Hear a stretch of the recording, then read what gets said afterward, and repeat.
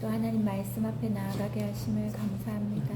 하나님 우리에게 듣는 길을 열어주시고 하나님께서 말씀하시는 것을 깨달을 수 있는 마음을 열어주시고 하나님 우리가 머리로 듣고 이해하고 끝나는 것이 아니라 우리의 심령으로 이 말씀을 받고 우리 마음에 새길 수 있게 하여 주시고 이 말씀이 내 것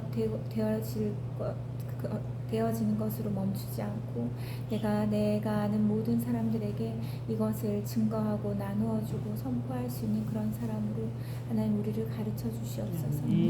아버지 이 시간 우리를 가르치시고 말씀하시고 또 깨닫게 하시고 인도하실 것을 믿고 예수님 이름으로 기도드렸습니다. 아멘. 네. 자, 우리 267조 밑에 보면 일단 내가 너를 모태에 짓기 전에 너를 알았고 내가 배에서 나오기 전에 너를 성별하였고 너를 여러 나라의 선지자로 세웠노라. 하나님께서 우리를 이렇게 생각하시고 이렇게 택하셨다라는 거에 대해서 믿음이 있으십니까? 아멘. 네. 그래서 애들이 그럴 수 있잖아요. 내가 뭐 아이들마다의 그 환경이 다 달라요. 저 같은 경우는 어린 시절에 아버지가 없었어요. 그러면은 내가 자라서 난 아버지의 사랑을 받지 못했고, 그쵸? 엄마는 계속 아침 저녁으로 일하시느라고 늘 집에 계시지 않았고, 난 이런 가정에 태어났기 때문에 난 이런 사랑을 꼭 필요할 때 받지 못했고, 그래서 나는 이런 사랑을 줄 수 없다라고 말하는 게 맞는 말일까요? 틀린 말일까요? 믿음 안에서는 틀린 말이에요. 왜냐하면 내가 모태에서 나기 전부터 주께서 나를 만드셨다고 했어요.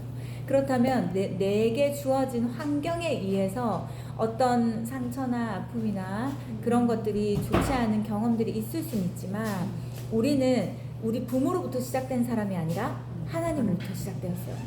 그래서 치유는 여기서부터 시작하는 거예요. 그래서 우리가 하나님 형상 따라 하나님 닮아 이 세상에 목적을 가지고 이 세상에 존재하고 태어났다. 근데 여러 가지 가정마다의 형편과 상황으로 인해서 여러 가지 좋지 않은 것들을 경험할 수 있지만 그 또한 하나님께서 반드시 회복시키시고 원래 하나님께서 만드신 형상대로 되돌려 놓으신다. 그게 바로 회복이다. 그게 바로 치유다. 그리고 그거 아세요? 엄마들이 치유되지 않은 만큼 자녀들에게 상처가 가게 되어 있습니다. 그래서 엄마들의 치유와 회복이 굉장히 중요합니다. 엄마들이 뭔가 그 성품도 성격도 왜냐면 우리도 우리 부모에게 받은 상처가 있으므로 그쵸? 부모뿐 아니라 우리 주변에 내가 자라서 지나왔던 그 환경 안에서 내가 받은 여러 가지 상처 아픔들이 있는데 그것이 하나님 안에서 해결되지 않고 그것이 쓴뿌리로 남아있을 때 제일 큰 피해자는 우리 자녀들이에요. 왜일까요? 우리 자녀들이 제일 힘이 없고 나를 가장 사랑하고 나를 가장 의지하는 대상이기 때문에 오로지 우리의 모든 좋지 않은 것들의 영향을 다 받게 됩니다. 그래서 부모가 치유되는 것은 너무 중요하고 결혼하기 전에 치유받는 건 너무 중요합니다. 그래서 결혼하기 전부터 하나님 사랑과 은혜 안에서 온전히 그 지금까지 지났던 시간들 속에서 있었던 모든 일에 대한 해결을 받고 회복이 되어서 결혼한 사람과 그 모든 상처 아픔을 그대로 갖고 결혼한 사람은 천지 차이입니다. 그리고 또 그게 어디에 영향을 미칠까요? 자기 자녀를 낳아서 이 대물림 되는 거예요. 이 상처와 아픔과 상처를 받은 사람은 그와 같은 상처를 주게 되고 그것이 해결되지 않으면 계속 그 상처가 밑으로 내려가게 되기 때문에 그것이 끊어지기 위해서라도 우리가 먼저 치유받아야 됩니다. 그리고 우리 안에 뭔가 불편한 마음이 올라오고 뭔가 계속 상한 감정들이 생길 때마다 그거를 내 가족들이나 내 자녀들이나 내가 만만하다고 생각하는 사람들에게 푸는 것이 아니라 어떻게 해야 됩니까? 하나님께 질문해야 돼요.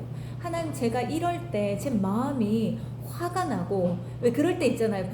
어떤 버튼이 있습니다. 자기들마다 딱 누르면 터지는 그 순간이 있어요. 하나님, 저는 왜 이때 이렇게 화가 납니까? 왜 이때 이렇게 불편합니까? 왜 이때 이렇게 마음이 뒤집어집니까? 하나님, 왜 그렇습니까? 하고 진지하게 진심으로 주님 앞에 기도하며 나아갈 때 하나님께서 생각나게 해주십니다. 왜냐면 하나님은 어제나 오늘이나 내일이나 동일하신 분이거든요. 항상 계신 분이에요. 그렇기 때문에 내가 30년 전에 50년 전에 있었던 그 일도 오늘처럼 생각나게 해주시는 분이에요. 그리고 너가 그때 이런 너가 그 상처와 아픔을 경험했고 이런 거절감을 느꼈고 이때 너가 이런 외로움을 느꼈고 너가 이때 이렇게 잘하지 않으면 안 됐었기 때문에 이런 성격들이 너에게 형성된 것이다. 그리고 그렇게 했던 사람들에 대해서 너가 지금 용서할 때 그 사람으로부터 받은 영향력이 끊어지게 되어 있다. 그리고 너는 자유케 되어질 것이다. 이게 치유거든요. 내적 치유. 근데 제가 보면은 우리 중고 청년들 데리고서 이런 시간들을 갖잖아요. 엄마들과도 하고 이런 거 합니다. 근데 제일 중요한 대상은 엄마들이에요. 엄마들이 되지 않으면 아이들을 아무리 치유해도 또 상처받아. 그럼 또 오면 또 치유되고 또 상처받고 또 치유되고. 근데 그거 아세요? 아이들이 자라서 어른이 되잖아요. 어른이 되면 어른의 그 이해로 그 부모를 보니까 이해가 되는 거예요. 아, 내 부모가 이래서 이랬구나, 저래서 그렇구나. 근데 머리로서 이해하는 것이 치유와 연관이 있을까요? 그것은 오로지 머리로만 남아있는 이해예요. 근데 내 마음에는 무엇이 남아있습니까? 내 어린 시절에 있었던 여러 상처들 있잖아요. 그것이 그 나이 때 그대로 남아있는 거예요. 그 정서 그대로. 그래서 어른들이니까 어른들도 나름 살기 힘들었고 이러이러했으니까 이럴 수 있지라고 생각하는 그 머리로서의 이해를 치유로 생각하면 안 됩니다. 그게 그걸로 절대 해결되지 못하는 거예요. 그래서 그렇다 할지라도 그것을 하나님 앞에 가지고 나아가서 하나님, 이게 내 누구가 나에게 이렇게 내 엄마가 나에게 이렇게 했고 내 아빠가 나에게 이렇게 한 것이 저는 너무너무 마음이 아프고 속상했습니다. 괴로웠습니다. 외로웠습니다. 무서웠습니다. 이거 솔직하게 얘기를 하고 다 토해내고 그렇게 했던 그분들을 내가 용서합니다. 라고 말할 때 이게 진짜 저주가 탁 끊어지는 거야. 이 상처의 쓴뿌리들이 뽑아지는 거예요. 그리고 그것으로부터 우리가 자유케 됩니다. 그리고 내가 더 이상 그걸 생각해내고 싶어도 생각하지 않고 같은 상황에 딱 맞닥뜨렸을 때 치유된 사람은 더 이상 이게 불편함으로 올라오지 않습니다. 감정이 요동치지가 않아요. 근데 감정이 요동함이 있고 막 마음이 뒤집어지고 뭔가 화가 올라오고 막 그런 것들 있잖아요. 그것은 반드시 주께 물을 필요가 있어요. 하나님 가르쳐 주십시오. 저에게, 왜냐면 성령의 조명 아래 우리가 딱 비춰질 때 우리의 모든 지금까지 지났던 모든 시간들을 주님께서 조명해 주셔서 알게 해주시거든요. 그 어둠을 탁탁탁 드러나게 해주십니다. 그러면 그것을 가지고, 근데 이 과정이 쉽지가 않아요. 그래서 안 하려고 해요. 자신의 아픔으로 돌아가 그 아픔을 다시 겪고 그 고통과 그 괴로움과 그것을 다시 경험하고 싶지 않아서 계속 덮어두려고 합니다. 이렇게 되면 피해자는 이제 계속해서 나오는 거예요. 그래서 나 한 사람으로 인해서 수많은 피해자와 수많은 상처가 대물림될 수 있다는 것을 생각하고 이걸 완전히 끊어내고 자유케 하기 위해서는 반드시 하나님 앞에 이 부분들을 가지고 나아가는 것이 필요합니다. 그래서 우리는 어떻게 되었다고요? 모태에서 짓기 전부터 하나님께서 나를 알았다고 말씀하시고 내 배에서 나오기 전부터 성별했다고 구별했다 말씀하시고 우리를 여러 나라의 선지자, 특별히 하나님의 부름을 받은 사람으로 우리를 세웠다고 주님 말씀하십니다. 그래서 우리 자녀들은 우리 자녀이기 이전에 하나님의 것입니다. 그래서 그것을 늘 생각하고 자녀들을 대해야 됩니다. 함부로 대해서는 안 돼요. 우리 소유물로. 네, 한 중간쯤에 보세요. 사람 사랑을 위한 세 번째 계명은 간음하지 말라다. 간음하지 말라. 간음 역시 무엇에서부터 시작합니까? 마음. 살인도 마음에서 시작하고 미움도 마음에서 시작하고 마음에서부터 간음이 시작된다. 여기 밑에 말씀 보면 또 간음하지 말라 하였다는 것은 너희가 들었으나 나는 너희에게 이르노니 음욕을 품고 여자를 보는 자마다 마음에 이미 간음하였느니라. 그럼 이 세상에 간음하지 않은 여자들은 없겠죠. 남자들은 없겠죠, 그렇죠? 왜냐면 지나가면 예쁜 여자들 엄청 많으니까, 그렇죠? 회사에서도 얼마나 많겠어요. 그 간음하지 않은 사람이 없습니다. 행동으로 옮겨야지만이 죄가 아니라 이미 마음에서부터 이것이 죄다. 근데 여자들도 간음합니다. 뭘까요? 여자들도 대부분 간음을 한대요. 뭔지 아세요? 무엇으로? 우리가 남자를 보면서 막 음욕을 품고 이렇게 하진 않잖아요. 맞아요. 드라마랑 영화 있잖아요. 내가 좋아하는 드라마 속에 이 남자 주인공을 계속 생각하는 거. 이것 또한 우리의 마음으로 그 사람에 대한 이성적인 매력과 그런 마음들을 품고 나도 저 드라마 속의 여자 주인공이고 싶다. 저 여자는 어떤 마음일까?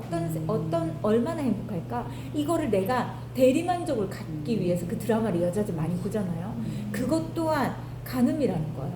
마음으로 짓는. 우린 다 가늠죄예요. 여자들이 얼마나 드라마 보면서 그런 위로를 많이 받습니까, 그렇죠? 특히 어린애들도 더 그렇거든요.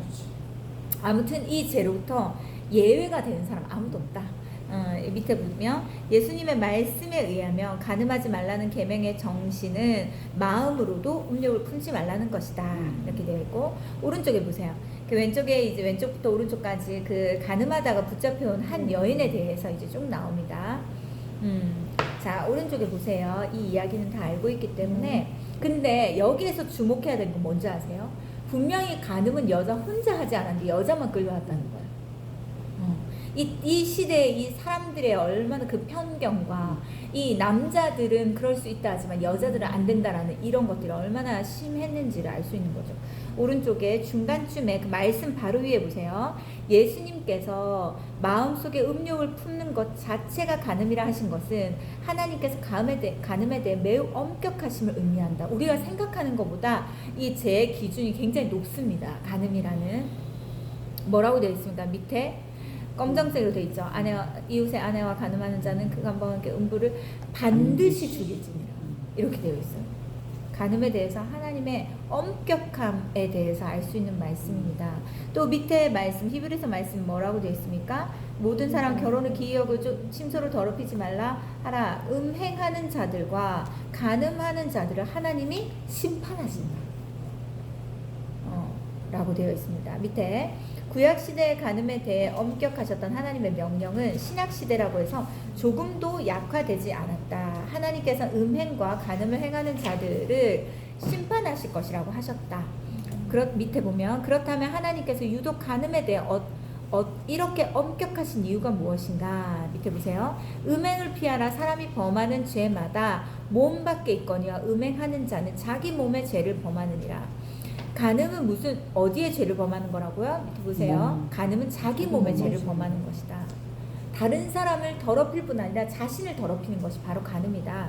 밑에 보세요. 그러나 간음은 자신의 몸의 죄를 새기는 범죄 행위다 라고 되어 있고 밑에 말씀 보세요. 여인과 간음하는 자는 무지한 자라. 이것을 행하는 자는 자기의 영혼을 망하게 하는 것이다. 첫 번째 다른 사람을 더럽히지 내 몸의 죄를 범하는 것이지 내 영혼을 망하게 하는 것이지. 이것이 간음입니다. 간음은 자신의 영혼을 죽이는 것이다 라고 되어 있어요.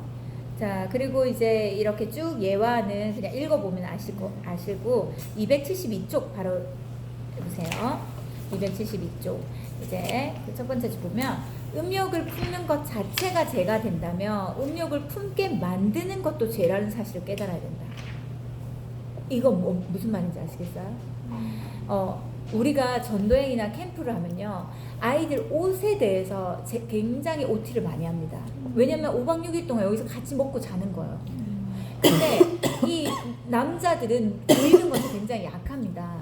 근데 보이는 것에 약한 그 남자들의 약함을 내가 알고서도 딱 달라붙는 것이나 확 파인 것이나 막 이렇게 노출이 많은 것이나 짧은 반바지나 이런 것을 입고 있을 때 이 은혜에 집중하는 것이 쉽지가 않습니다. 그래서 제자 훈련 DTS 같은 데 가면 옷에 대해서 굉장히 엄격해요. 엄격하게 그 가이드라인이 있어요. 왜일까요? 남자들을 보호하기 위해서. 내가 예쁘게 보이고 싶고 내가 내 만족으로 아름답게 그렇게 치장하고 싶은 것은 존중하나 그것은 밖에서 하고 하나님을 알고 하나님에 대해서 알기를 원해서 훈련받으러 오는 이 기간에는 그런 자기 만족이나 자기 아름다움보다는 다른 사람의 눈을 보호하는 것까지 우리의 책임이다. 그래서 남자들에게 성범죄가 많이 일어나는 것은 지금 여자들에게 노출이 굉장히 심하기 때문에 이것을 너무 남자들 탓이 아니라고 생각해요. 저는 반은 여자들의 탓이다. 여자들의 책임이다. 이런 생각을 합니다. 운동한다고 해요. 딱 있잖아요. 그거를 그냥 입고 돌아다녀. 맞아. 그러니까 그것을 개념이 없어. 멋이라고 생각하고 건강미라고 생각하는데 사실은 치마보다 남자들이 더 자극을 느끼는 건 바지예요. 딱 붙는 바지. 몸이 그대로 드러나는 바지. 그러니까 진짜 조심해야 됩니다. 특히 교회에서 특히 더 그렇습니다. 그래서 저는 이제 조금 이건 아니다 싶으면 제가 불러요, 따로. 아이들 같은 경우는 불러서 이제 옷을 갈아입고 오게 한다든지 다른 옷을 준다든지 이렇게 합니다. 왜냐면 우리의 서로의 눈을 보호하는 것 또한 공동체 안에서 너무 중요한 부분이기 때문에 그렇습니다. 옛날에는 어떤 집사님이 저한테 지적을 많이 받았어요. 지금은 그런 분이 없거든요. 그래서 조심해야 된다. 이런 분들이 있었어요. 굉장히 자유분방한 그런 분들이 있었거든요. 그러면 그거에 대해서 이거는 좀 남자 집사님들도 계시고 예배 드리고 나오는 이 거룩한 성전 안에서 이것은 아니다. 그건 집에서 입으세요. 이렇게 얘기하고 아무튼 보호가 필요합니다. 그래서 내가 음욕을 품는 것도 문제이지만 다른 사람으로 하여금 자극을 주어서 음욕을 품게 만드는 것 또한 죄라는 사실을 우리가 기억하고 항상 조심해야 됩니다. 그래서 2, 4, 5번째 줄 밑에 내려가면 자신의 치장이나 온 매무새가 누군가에게 음욕을 품게 한다면 그것도 경계해야 할 일이다. 그리스도인은 언제나 단정해야 된다. 적어도 자신으로 인해 누군가가 성적으로 실족하는 일이 있어서는 안 된다. 그리고 여기 밑에 한 3번째 줄 보면 결혼한 부부가 자신의 쾌락만을 위해서 배우자와 성을 도구화하며 그것은 음욕이다. 이게 무슨 말일까요? 부부 사이에도 사랑이 음욕일까? 이거에 대한 의문이 있었던 거예요. 부부 사이는 합당하잖아요. 합법적인 거잖아요. 그런데 이것도 음욕이 될 수 있을까? 맞다는 거예요. 무엇을 할 때? 결혼한 부부지만 자기의 쾌락만을 위해서 성을 이걸 도구로 사용해가지고 자기 음욕을 채우는 것에만 급급하고 그것에만 집중될 때는 이것도 음욕이다. 제가 예전에 말한 적이 있는 것 같은데 예전에 다른 교회에 있을 때 어떤 집사님이 진지하게 상담을 신청했어요. 그게 뭐였을까요? 남편과 이 관계, 잠자리 하는 게 너무 힘들다. 왜냐면 남편이 영상물을 가지고 온대요. 그리고 그걸 그대로 따라하자고 한대요. 그래서 나는 이게 너무 싫고 그래서 내가 잘못된 건지 이렇게 해야 되는 것인지 다른 사람들도 다 이렇게 하는 것인지 근데 그렇게 안 하면 막 이제 당신 이것대로 안 해주면 내가 바람필 거라고 하고 막 협박을 하고 근데 되게 사회적인 지위가 있는 사람이었어요. 돈도 많이 벌고 뭐 이런 지위가 있는 사람이었어요. 근데 그런 것들 그것은 음욕인 거예요. 부부 사이라 하더라도 자신의 쾌락을 채우기 위해서 아내를 계속 이제 힘들게 하고 서로의 마음을 맞추어서 서로 사랑을 나누는 것이 아니라 자신의 쾌락, 자신의 성적 욕구를 채우는 데만 급급하면 그것은 음욕이다. 부부 사이에서도 이렇게 나와 있고 자, 그 다음에 밑에 보면 음욕은 이게 무서운 것이 점점 더 강한 자극을 요구하기에 음욕의 노예가 되면 결국 변태가 되기 쉽다. 하지만 성을 자신의 쾌락이 아니라 하나님께서 짝지어 주신 배우자에게 봉사하기 위한 도구로 사용한다면 성은 하나님께서 주신 소중한 선물이 된다. 그래서 생명은 성을 통해서 태어난다. 성은 그만큼 신성하고 소중하다. 그래서 아이들한테 성에 대해서 가르쳐 줄 때 하나님으로부터 시작해야 됩니다. 하나님으로부터. 이게 왜냐면 성이라는 것을 만드신 분도 하나님이고 부부간에 서로 사랑을 나누는 것을 시작한 분도 시작한 것도 성경입니다. 그렇죠? 그런데 이것이 사람이 타락해가지고 이 성의 노예로 살게 되고 자신의 음욕의 노예가 되게 만들어 버리는 이 시대를 지금 살아가고 있어요. 그런데 서로 사랑을 하고 서로의 사랑의 필요를 채워주는 것 이것은 하나님의 생각이고 하나님의 계획이기 때문에 이대로 하는 것은 너무너무 중요한 것인데 이것을 성에 대해서 우리가 자칫 잘못하면 굉장히 부정적인 것이나 더러운 것으로 생각할 수 있어요. 사실은 그렇지 않습니다. 성은 신성하고 소중한 것이에요. 하나님이 만드신 거예요. 근데 세상을 그것을 더럽힘으로 굉장히 더럽게 부정적인 생각들을 갖게 합니다. 성은 굉장히 소중한 것이고 굉장히 고귀한 것이고 거룩한 것이고 신성한 것입니다. 그거에 대해서 자녀들과 이렇게 대화를 나누시는 것 되게 중요할 것 같아요. 그래서 이것을 거룩한 것을 거룩하게 보호하는 것 이것이 우리가 해야 하는 것이다. 그리고 여기 위에 보면 음욕은 점점 더 강한 자극을 요구한다고 돼 있잖아요. 그래서 우리 자녀들은 영상물에 대한 성인물, 영상물에 대한 이 유혹이 굉장히 많습니다. 이걸 보지 않는 남자들은 없어요. 그런데 저마다 어떤 말을 하는 줄 아세요? 처음에는 너무 놀라고 깜짝 놀라고 자극적이고 막 그랬던 것이 나중에는 무뎌져서 이 정도로는 만족이 되지 않는 거예요. 더 자극적이고 더 작은 거. 그래서 나중에 변태적인 것까지 나아가는 게 처음부터 그거에 관심이 있는 것이 아니라 더 강한 자극을 원하다 보니까 결국에 그렇게 돼버리는 거예요. 그래서 아무튼 이 부분에 대해서 되게 우리가 기도를 많이 해야 되는 부분이에요. 그렇죠? 자, 맨 밑에 보세요. 사람 사랑을 위한 네 번째 계명은 도둑질하지 말라는 것이다. 도둑질하지 말라. 오른쪽에 보세요. 2, 4, 다섯 번째 줄 보면 교도소에 수감되어 있는 사람들을 생각하면 무슨 차이가 있을까요? 우리랑 교도소에 수감되어 있는 분들과 우리의 차이는 그들은 걸렸고 우리는 용케 걸리지 않았다. 그렇죠? 왜냐하면 제 기준이 이 세상 안에 있어요. 사회 안에 있습니다. 그런데 하나님의 죄의 기준에 안 걸린 사람 아무도 없어요. 그렇다면 우리는 감옥 밖에 있는 죄인인 것이고 그들은 감옥 안에 있는 죄인인 것 뿐이지 똑같은 죄인인 것입니다. 그들이 우리보다 못한 것이 없습니다. 그래서 밑에 보세요. 도둑질하지 말라는 8계명의 참된 의미는 신앙적으로 바른 물질관을 가지라는 것이다. 도둑질하지 말라 말한 게 물질관과 연관이 있다고 생각해 본 적 있으세요? 없죠. 난 남의 것을 도둑질하지 않으면 되는 거야. 나 이거에 떳떳해 라고 생각했는데 그게 아니었어요. 이 옆에 보세요. 우리는 모두 물질에 관한 한 하나님의 청지기라고 고백합니다. 청지기가 뭡니까? 관리자예요. 관리자. 우리의 것이 그래서 다 우리 것입니까? 내 것이 아니에요. 하나님께서 잘 관리하라고 우리에게 맡겨주신 거예요. 잘 관리해라 하고 맡겨주신 거예요. 하나님의 뜻대로, 하나님의 방법대로, 하나님의 계획대로 이것을 너가 잘 사용하고 관리해라. 관리자로 너에게 맡긴 것이지 너의 것이 아니다. 하나님께서 말씀하신 것이 바로 청지기의 직분입니다. 그런데 옆에 보세요. 하나님의 청지기로 살아가기 위해서는 반드시 신앙적으로 바른 물질관을 지녀야 된다. 그것은 자신에게 주어진 물질 속에 새 몫이 포함되어 있음을 인정하는 것이다. 세 가지의 몫이 포함되어 있다. 무엇보다도 먼저 하나님께 드려야 할 몫. 이것에 대해서 우리가 절대 손대면 안 됩니다.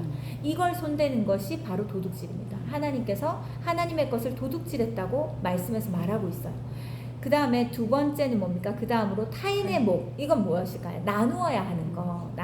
주일날 목사님 얘기하셨잖아요. 이스라엘 사람들은 절대 그 가난한 사람들이 없다고, 거지가 없는 민족이 이스라엘입니다. 왜 그렇습니까? 있는 사람들이 그 가난한 사람들 먹을 수 있도록 남겨놓습니다. 나눌 것을 늘 남겨놓습니다.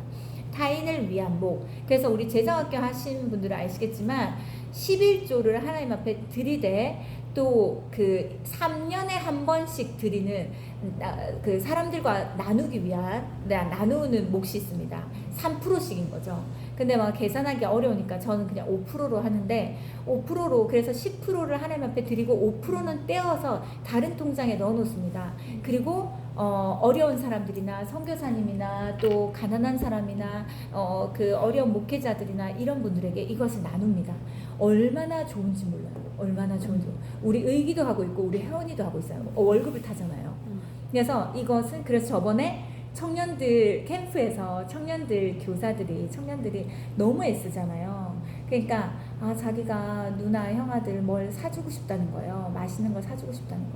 그 무슨 돈으로 사지? 자기 이거 5% 떼놓은 거 있잖아요. 이걸로 이제 뭐 맛있는 거 시켜주는 거예요. 그런 식으로 항상 누가 와가지고 저 선교사님 오셨네. 섬기기 좀 부담스럽다. 이렇게 하지 마시고 그냥 아예 매달 5%를 떼놓는 거예요. 그리고 이거는 가난한 사람들과 나누는 거예요. 그러면은 이거에 대해서 얼마나 자유한지 모릅니다. 우리 오영미 권사님도 이제 그걸 재정학교 하고 나서 계속 하고 계신데 굉장히 자유롭대요. 그 돈에 항상 있잖아요. 그러니까 누가 뭘 한다, 누가 어렵다 그러면 그거에서 딱 빼는데 이건 어차피 내 돈이 아니니까. 근데 내 생활비에서 뗀다 생각하면 사람이 부담되잖아요. 왜냐면 나가는 게 뻔하니까. 근데 어차피 떼어놓은 것은 부담이 없습니다. 이건 굉장히 좋은 습관이에요. 그 재정을 관리하는. 옆에 보면 타인의 몫이 있고 그리고 마지막으로 자신의 몫이 있다. 하나님께서 우리에게 누리라고 주신 몫이 있다. 이 세 가지 몫이 있다라는 걸 우리 그리스도인의 건강한 그리스도인이라면 성경적인 그 가르침을 받은 건강한 그리스도라면 이 세 가지 몫을 기억해야 한다. 떼어내야 한다. 떼어놓아야 한다. 밑에 보세요. 근데 너무 감사한 거 뭔지 아세요? 우리 것을 제일 많이 주셨어요. 얼마나 감사해요. 하나님은 딱 10분의 1. 그래서 제가 누구 새신자반 했을 때 어떤 분이 불자였어요. 불교신. 우리 교회에 있어요. 불교신자였는데 교회 온 거예요. 와가지고 이제 제가 새신자반 그 세가족 교육을 했어요. 그래서 제가 11조 부분을 얘기했어요. 했더니 왜 이렇게 조금만 달라고 해요? 그러는 거예요. 왜냐면 불교의 그 절에 갔더니 뭐 때문에 돈 달라고 뭐 때문에 돈 달라고 끊임이 없대요. 초에 보름에 해도 끝이 없고 막 그 작은 거는 또 단위가 작고 큰 거는 또 단위가 100단위가 넘어가고 그래서 해도 끝이 없는. 근데 계속 불안함을 준대요. 두려움을 준대요. 이걸 하지 않으면 이 아이의 이름을 올리지 않으면 누구의 이름을 올리지 않으면 그러니까 그 두려워서 그런 것들을 하는 거죠. 근데 왜 여기서는 10분의 1만 달라고 해요? 그러니까 그거는 충분히 자기가 할 수 있다. 그래서 그분은 새가족 때부터 한 번도 11조를 빠지지 않고 하셨어요. 그러니까 이것이 다른 종교에 있어 보신 분들은 이게 이것이 하나님이 우리에게 진짜 가장 최소한의 것을 달라 하시는구나. 그리고 사실은 달라고 하는 것이 아니에요. 이 모든 물질이 하나님으로부터 왔다라는 것에 대한 믿음을 우리에게 보시는 거죠. 하나님이 그 돈이 필요하실까요? 그렇지 않아요. 믿음을 보시고 그래서 열의 9은 우리에게 맡기시는 거예요. 잘 관리해라 하고 맡기십니다. 밑에 보세요. 그리스도인들은 하나님의 몫에 대해서는 꽤 열심히 챙긴다. 한국 그리스도인들처럼 헌금에 열심인 그리스도인들은 세계 어디에도 없다. 그런 그리스도인들이 자기 지갑에 들어있는 돈 중에 타인을 위한 몫이 포함되어 있다는 사실은 거의 인정하지 못한다. 다른 사람에게 나눠야 하는 거. 내게 있는 돈은 절대로 나 자신만을 위한 것이 아니다. 누군지는 모르지만 하나님께서 정해주신 누군가를 위한 몫이 거기에 포함되어 있다. 내 친척이 될 수도 있고 이웃이 될 수도 있고 오늘 처음 만난 사람이 될 수도 있다. 뜻밖에도 내가 아주 미워하는 사람일 수도 있다. 우리에게는 형편이 어려웠을 때 상상치도 못한 사람으로부터 상상치도 못한 도움을 받은 경험이 있다.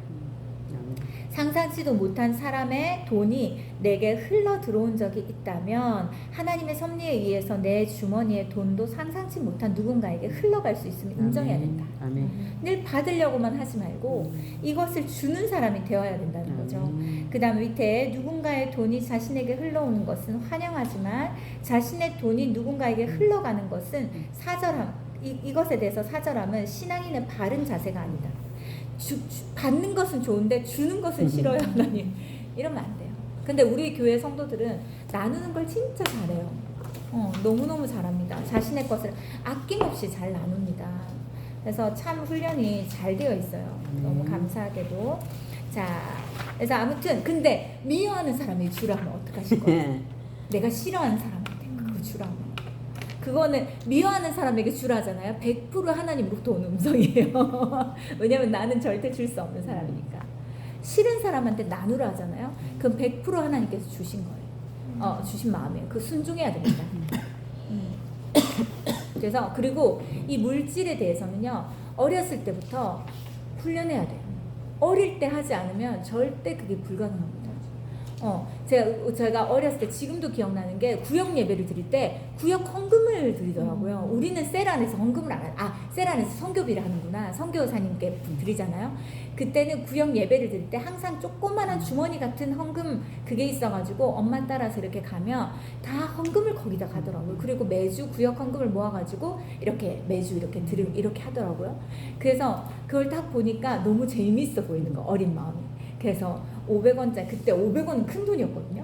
500원을 성경책 엄마가 꼭 성경책에 꽂아서 헌금을 드리더라고요. 나도 따라하고 싶어서 500원을 꽂아가지고 그래서 이렇게 딱 드렸었어요. 그런데 제가 한참 뒤에 하나님께서 저에게 내가 생각지도 않은 재정을 주실 때가 있었어요. 하나님 내가 하나님께 한 것이 없는데 어떻게 나한테 이런 재정이 주어졌어? 그때 생각나는 거예요. 너가 성경 속에서 준비해가지고 드렸던 그 아이의 그 헌금, 나에게 마음을 다해 드렸던 그 헌금을 내가 받았다. 그래서 자녀들에게 하나님 앞에 드리는 것에 대해서 우선시하고 그걸 가르칠 필요가 있습니다. 그 너무너무 중요해요. 그래서 저희는 용돈을 줄 때 아예 헌금은 따로 줍니다. 그래서 헌금을 한 달치 만약에 한 명당 3,000원씩을 내거나 5,000원씩을 내잖아요. 그러면 5, 4, 20, 2만 원을 1,000원짜리로 다 바꿔가지고 그 헌금은 따로 해서 다 나눠줍니다. 왜냐면 그렇게 하지 않으면 애들이 스스로 하기가 쉽지가 않아요. 자기 돈을 떼가지고 1,000원짜리 바꿔가지고 이렇게 하기가 쉽지가 않습니다. 혜원이가 미국에 갔잖아요.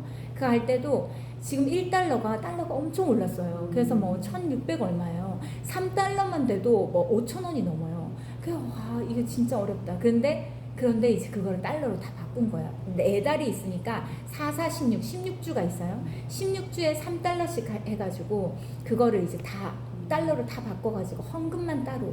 왜냐면 생활비에 이걸 같이 섞어주면 자기 어려우면 이걸 쓰게 돼 있거든요. 그 아예 봉투를 따로 해가지고 이건 3달러씩 이렇게 하는 것이 좋겠다 이렇게 하는 거죠. 근데 그렇게 하면 헌금은 꼭 드려야 되는구나. 예배 드릴 때 헌금은 꼭 가지고 가야 되는구나. 이게 어렸을 때부터 이 습관이 되면 나중에 성인이 되어서 더 큰 돈을 만지고 더 큰 돈을 벌었을 때 이것이 하나님 앞에 당연히 드려야 되는 것으로 됩니다. 그런 자녀들 잘 보세요. 물질이 절대 마르지 않습니다. 물질이 마르지 않아요. 제가 우리 청년들 재정학교를 했잖아요. 재정학교를 할 때 다 백수였어요. 다 백수. 직업을 가지고 있는 벌이가 있는 사람은 지안이 말고는 없었어요. 다 돈을 안 벌고 있는 사람들이었어요. 그런데 이걸 배웠어요. 재정학교에서 배웠어요. 그러고는 이제 단단히 준비를 한 거죠. 그러고는 한 명씩 취업이 되는 거예요. 김인이, 태영이, 뭐 예진이, 지은이 다 취업이 돼서 이제 다 직장인이 됐어요. 한 명씩 다 그 비슷한 시기에 다 취업이 됐어요. 근데 이제 배운 게 있잖아요. 그래서 이렇게 타박타박 하나님 앞에 드릴 것들, 가장 먼저 은행에 가가지고 돈을 해가지고서 하나님 앞에 드릴 것들, 나눌 것들 이걸 나눠가지고 싹 하는 거예요. 근데 자신의 경력보다 더 많은 월급을 받는 거예요. 월급이 빨리빨리 오르는 거예요. 사모님 왜 이럴까요? 왜 이렇게 나는 지금 경력도 많지 않은데 이제 1년 지났는데 월급을 올려준대요. 왜 이럴까요? 그리고 세어나가는 게 없어요. 세어나가는 게 없고 이 하나님께서 보호해 주세요. 그러니까 체험을 하는 거예요. 처음부터 이렇게 했더니 하나님께서 이 재정을 막아주시는구나. 쓸데없는 곳에 안 나가게 보호해 주시는구나. 그리고 한 번 아프면 다 나가는 거 아시죠? 그러니까 아프지 않게 또 보호해 주시는구나. 그리고 하나님께서 이 청지기가 뭡니까? 10만 원을 맡겨서 그 관리를 잘하면 어떻게 합니까? 50만 원을 맡기는 거고 50을 관리 잘하면 100만 원 맡기면 100만 원 관리 잘하면 1000만 원 맡기는 거야. 얼마나 관리를 잘하는지 하나님 뜻대로 이 재물을 잘 움직일 수 있는지 물질을 잘 움직일 수 있는지를 주님이 보시는 거예요. 테스트하십니다. 근데 그 테스트에 통과가 되면 점점 단위는 올라갑니다. 올라가요. 그리고 그것을 잘 다스릴 수 있는 사람이 됩니다. 그래서 이 물질을 어떻게 사용해야 되는지에 대해서 자녀들에게 가르치는 건 너무너무 중요하고 절대 교회를 나올 때 빈손으로 오지 않게 해야 돼요. 그래가지고 뭐 예배를 드리는 것 자체가 너무 대단한 거다 이렇게 생각지 말고 하나님께 꼭 헌금을 드리고 이렇게 하는 것을 그래서 그 자녀들이 물질로 어려움을 당하지 않도록 어렸을 때부터 교육하는 건 너무 중요합니다. 자 그렇고 자 오른쪽에 넘겨보시면 174쪽 위에 보면 우리는 우리의 물질 속에 새 몫이 있음을 인정하는 하나님의 청지기가 됨으로써 물질에 대한 소유욕에서 벗어날 수 있고 도둑질하지 말라는 하나님의 명령을 부지중에 범치 않을 수 있다. 네. 그리고 저기 밑에 보면 바른 물질관으로 물질에 대한 소유욕에서 벗어난 하나님의 청지기로 깨어있지 않으면 실은 자신도 모르게 매일 도둑질을 하며 살게 된다. 어떤 도둑질입니까? 밑에 쭉 보면요. 뭐가 있습니까? 용량을 미달시키는 사람. 만약에 고기를 팔아요. 그 1kg를 팔아야 되는데 890g만 딱 판다든지 이런 식으로. 이거 도둑질이에요. 그 다음에 회사에서의 그 모든 모든 물건들은 회사의 목적을 하기 위해서 그것을 하기 위해서 구비되어 있는 건데 사적인 용무로 그걸 사용한다. 그것도 도둑질. 그렇죠. 한국에는 이런 게 너무 많아. 이런 거 되게 많아요. 남의 거라고 엄청 팡팡 쓰잖아요. 이거 충격받았어요. 그래서 말씀해 보면 작은 것에 충성된 자가 하나님께서 큰 것을 맡긴다고 했어요. 맞아요. 그게 그겁니다. 그 작은 것이 남의 것이거든요. 남의 것에 충성된 자가 하나님께서 나의 것을 주신다고 했어요. 남의 것을 펑펑 쓰는 사람들 하나님께서 물질 맡기지 않으십니다. 항상 간당간당하게 살아가게 해요. 그래서 그 다음에 그 밑으로 쭉 내려가면 사무용품 사적으로 사용하는 거 도둑질이다. 맨 밑에 보세요. 인터넷 홈페이지에 무단 광고를 하는 거, 그러니까 그 불법 광고, 그것도 그 도둑질이다. 맨 밑에 사람들은 도둑질이라고 의식하지 않고 살아갈지 모르지만 도둑질하지 말라고 명령하신 하나님께서는 그냥 흘려버리지 않을 것이다. 이 모든 것들을 다 보고 계신다. 이겁니다. 그래서 뭐 이럴 수도 있지 저럴 수도 있지 유도리 있게 막 이렇게 교회 물건들 막 함부로 막 가져가서 쓴다든지 개인적으로 막 쓴다든지. 저는 어떻게 했냐면 우리가 사실은 목회자들은 교회의 것을 이렇게 합법적으로 사용할 수가 있습니다. 그런데 아이들에게 그게 좋지가 않은 거예요. 교회 거 만약에 내 교회에서 뭐가 있다. 만약에 급하게 뭐가 필요한데 어디 살 수가 없다. 교회 와서 하나 가지고 와서 쓰면 되지. 이게 아이들한테 좋지가 않은 거예요. 그래서 저는 어떻게 했냐면 그것만 만약에 주중에 뭐가 필요하잖아요. 교회 물건이 그것만큼 헌금함에다 넣게 했어요. 돈을 만약에 5,000원짜리다 그럼 5,000원을 헌금에 넣고 그걸 가지고 온다든지.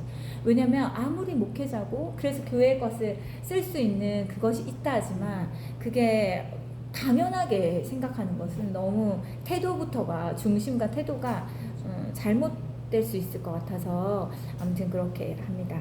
그 다음에 오른쪽에 5번째 계명, 제9계명이 있어요. 제9계명은 내 이웃에 대하여 거짓 증거하지 말라. 거짓 증거하지 말라. 자, 오른쪽에 보면 내가 하는 말이 곧 내 자신임을 잊지 말라. 이 계명의 참된 의미는 내가 하는 말이 곧 너 자신이다. 이거다. 이렇게 말합니다. 그래서 많은 사람이 자신의 말과 자신의 존재는 별개라고 생각하는데 그렇지 않습니다. 자신의 말과 자신의 존재는 일치합니다. 내가 말을 어떤 수준으로 하는지가 바로 그 사람의 수준이 되는 겁니다. 애들이 욕 많이 하잖아요. 애들 욕 많이 합니다. 그러면 어떻게 해야 됩니까? 욕하지 마. 하지 말라고 했지가 아니라 너가 어떤 사람인지를 알려줘야 돼요. 너는 하나님이 너무너무 사랑하고 하나님이 왕이시기 때문에 너는 왕자고 공주야. 품위 있는 사람답게 품위 있게 그 지위에 맞게 말하고 행동할 수 있어야 돼. 그건 너한테 거지 같은 사람들, 낮은 사람들, 저급한 사람들이 쓰는 말들을 넌 쓰면 안 돼. 너한테 어울리지 않아. 너한테 어울리지 않은 옷을 입는 것처럼 그게 너무 이상하게 들려. 너한테 하나도 어울리지가 않아. 이렇게 얘기를 하는 거야. 그러면서 점점점 우리의 하나님의 거룩한 자녀에게 맞는 말과 행동을 할 수 있게 내가 누구인지 내가 어떤 존재인지 알게 하고 그 행동과 말에 대해서 가르쳐야 됩니다. 자,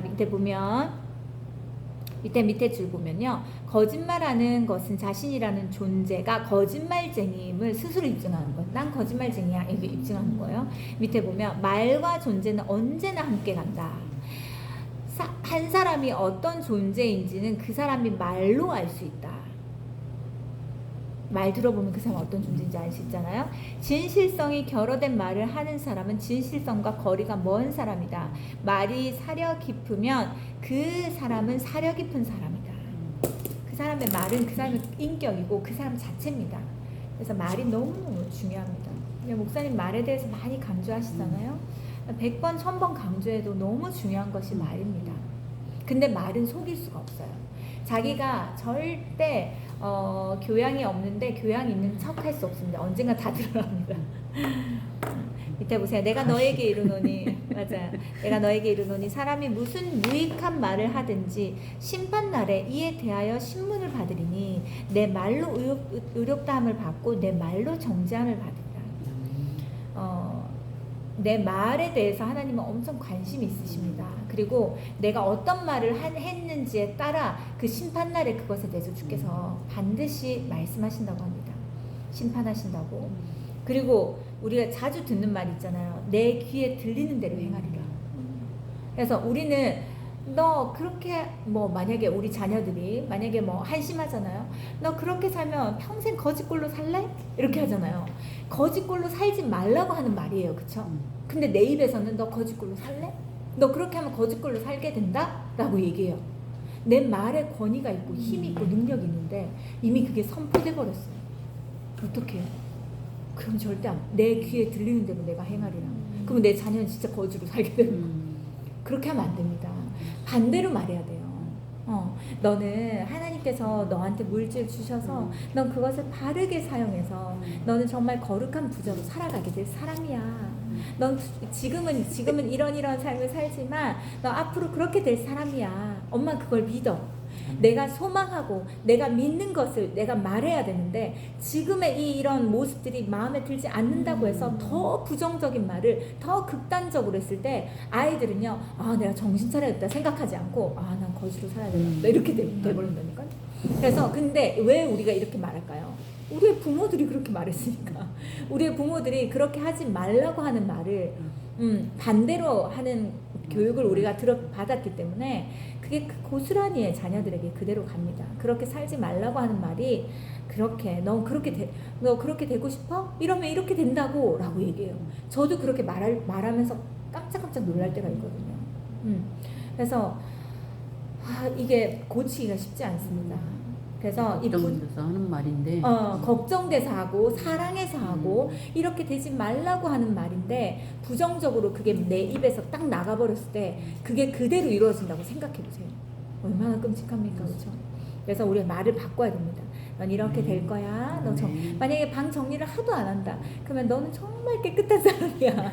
나 정리정돈을 잘하는 사람이야. 그렇게 계속 이렇게 얘기를 해줍니다. 그러면 애 귀에 뭐가 들릴까요? 난 정리정돈을 잘하는 사람. 난 깨끗하게 잘 관리할 수 있는 사람. 이게 맴돌게 되는 거야. 너무 무슨 거지 소굴도 아니고 무슨 돼지 소굴도 아니고 집이 이게 이게 뭐야? 그러면 애가 뭘 생각할까? 내 집은 돼지 소굴, 내 방은 돼지 소굴 이렇게 되는 거야. 그래서 이 부정적인 말 진짜 고쳐야 됩니다. 한번 기도하면서 잘 혀에 파수꾼을 세워서 잘 얘기를 해봅시다. 자, 밑에 보세요.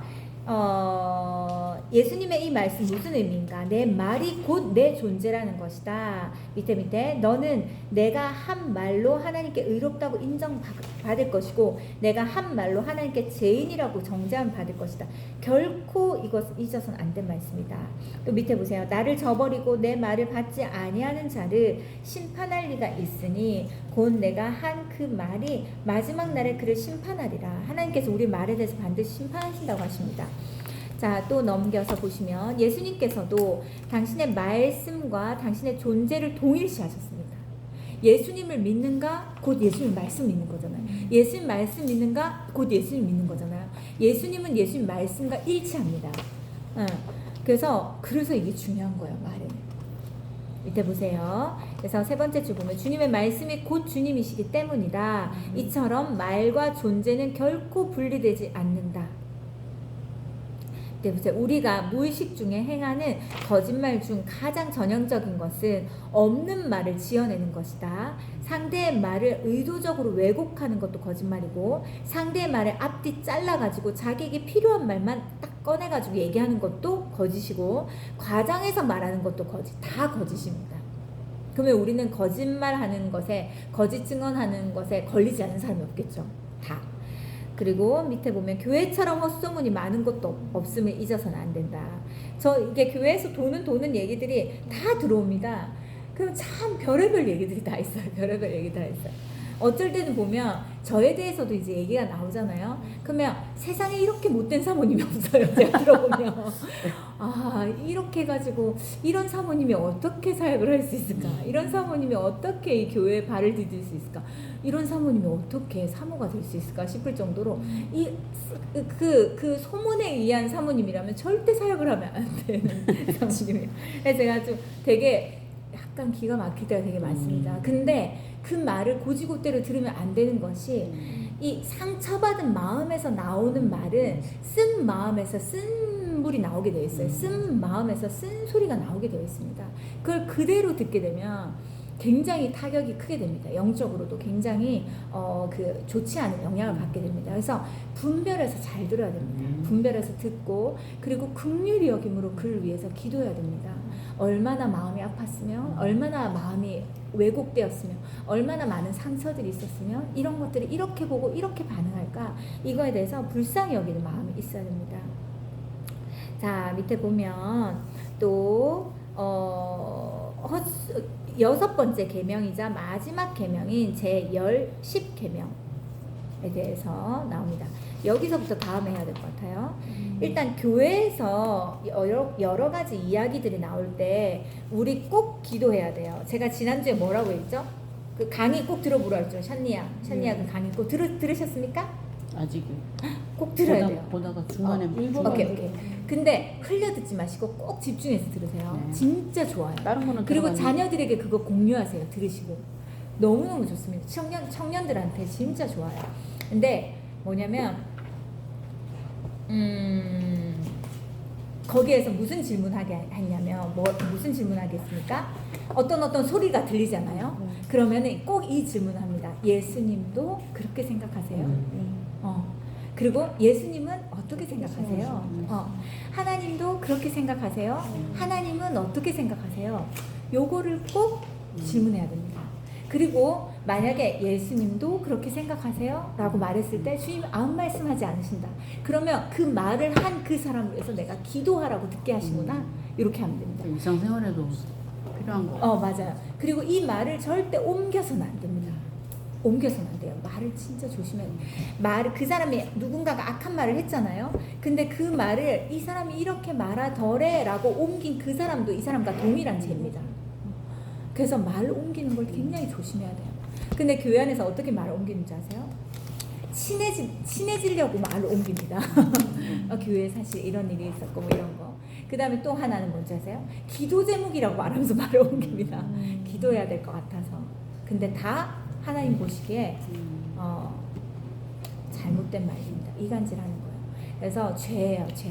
그래서 말에 대해서 진짜 조심해야 됩니다.